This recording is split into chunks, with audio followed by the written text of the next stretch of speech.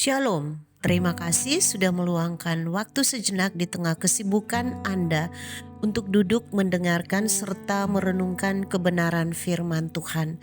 Kami berdoa agar waktu ini menjadi waktu yang menyegarkan bagi jiwa Anda. Topik renungan kita sepanjang minggu ini adalah meneladani Kristus yang bangkit. Bagian firman Tuhan yang menjadi fokus perenungan kita adalah Roma 8 ayat 11 terjemahan baru kedua yang berbunyi demikian. Jika roh Dia yang telah membangkitkan Yesus dari antara orang mati tinggal di dalam kamu, maka Ia yang telah membangkitkan Kristus dari antara orang mati akan menghidupkan juga tubuhmu yang fana itu oleh rohnya yang diam di dalam kamu. Jemaat yang terkasih di dalam Tuhan, bayangkan kita sedang melakukan olahraga berjalan kaki cepat melintasi rute sejauh 10 km. Di kilometer-kilometer awal kita mungkin merasa sangat bersemangat. Namun di pertengahan jalan, napas mulai terasa berat, otot kaki pegal dan rasanya tubuh ini sudah kehabisan energi untuk melangkah lebih jauh. Pada titik itu kita butuh daya tahan ekstra. Hal yang sama juga berlaku dalam perjalanan rohani kita. Mencoba meneladani Kristus yang bangkit hanya dengan mengandalkan kekuatan tekad sendiri pasti akan membuat kita kelelahan dan akhirnya gagal. Kita butuh bahan bakar ilahi. Dalam Roma 8 ayat 11, Rasul Paulus menyingkapkan rahasia dari kekuatan hidup orang percaya.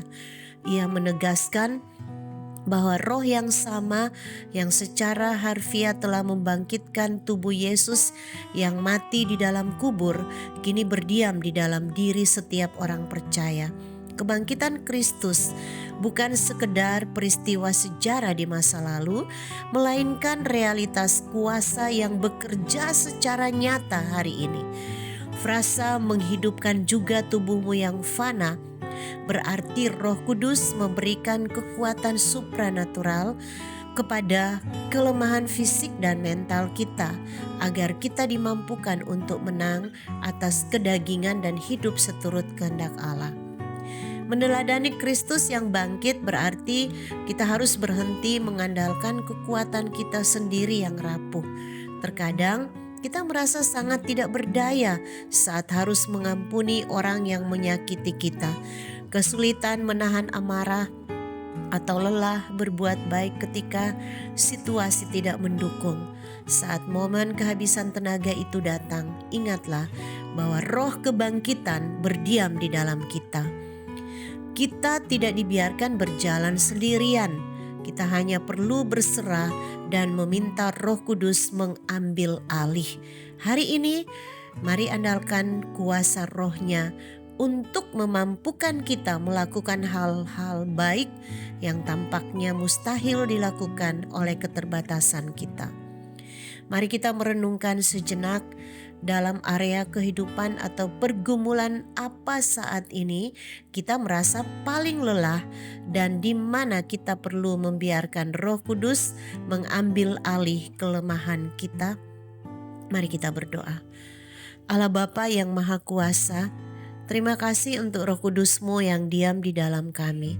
Kami sadar bahwa seringkali kami mencoba hidup suci dan meneladani Kristus hanya dengan mengandalkan kekuatan fisik dan pikiran kami sendiri yang terbatas. Ampuni keangkuhan kami, Tuhan. Hari ini kami mau belajar berserah. Hidupkanlah tubuh kami yang fana ini agar kami memiliki kekuatan rohani untuk terus taat, bertahan dan mencerminkan kasih Kristus yang bangkit. Dalam nama Tuhan Yesus kami berdoa. Amin. Kiranya perenungan hari ini boleh menuntun langkah kita sepanjang hari ini. Selamat beraktivitas dan sampai jumpa lagi dalam renungan kita bersama esok hari. Tuhan Yesus memberkati.